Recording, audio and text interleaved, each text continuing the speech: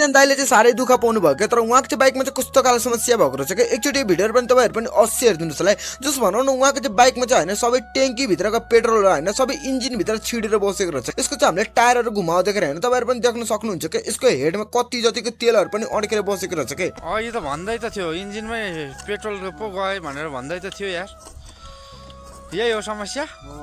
अनि त्यसपछि त हामीले डाउट लागेर चाहिँ होइन हामीले चाहिँ यसको एयर फिल्टरहरू पनि खोलेर हेरेको। अब एयर फिल्टर खोलेर हेर्दाखेरि होइन यसको एयर फिल्टरको बक्सभित्र पुरै पेट्रोलहरू पनि छिडेर बसेको रहेछ पनि देख्न सक्नुहुन्छ होइन। हामीले चाहिँ यसमा जम्बू बोतलमा चाहिँ थापेर चाहिँ होइन हामीले चाहिँ तपाईँहरू पनि देखाउँछु कि अब यसको एयर फिल्टरको भित्र कति जति पेट्रोल पनि छिडेर बसेको रहेछ क्या। तर उहाँले चाहिँ आफ्नो बाइकमा चाहिँ के गल्ती गर्नुभएको होइन, तर उहाँको चाहिँ बाइकभित्र होइन यति जति पेट्रोल पनि छिडेर बसेको रहेछ। जस्तो भनौँ न उहाँको चाहिँ बाइकको चाहिँ पहिला ओभरफ्लो भइरहेको थियो क्या। अब ओभरफ्लो भएको बेलामा चाहिँ एउटा सिङ्गा भाँचेर चाहिँ होइन त्यो कार्बेटरको ओभरफ्लो भएको ठाउँमा चाहिँ उहाँलाई छिलाइदिनु। उहाँलाई चाहिँ यति कुरा पनि थाहा भएन क्या, यदि हाम्रो बाइकको तेल ओभरफ्लो भइरहेको छ भने हामीले चाहिँ तेल अफ गरिदियो भने हाम्रो ओभरफ्लो बन्द हुने पनि सम्भावना रोकिन्छ क्या। तपाईँहरू पनि देख्न सक्नुहुन्छ यसको मोबिल भित्रहरू पनि पुरै पेट्रोल पनि छिडेर बसेको रहेछ। हजुरहरूको पनि बाइकमा यस्तो खाले समस्याहरू पनि छ भने होइन हजुरहरूले पनि आफ्नो बाइकको चाहिँ होइन तेल अफ गरेर चाहिँ स्टार्ट गर्नुहोस् होला है। न तपाईँहरूको बाइकमा चाहिँ होइन यस्तो खाले समस्याहरू पनि आउँछ क्या। यदि हाम्रो भिडियोहरू पनि राम्रो लाग्छ भने एउटा लाइक अनि फलो गरेर जानुहोस् होला है गाइस। By by.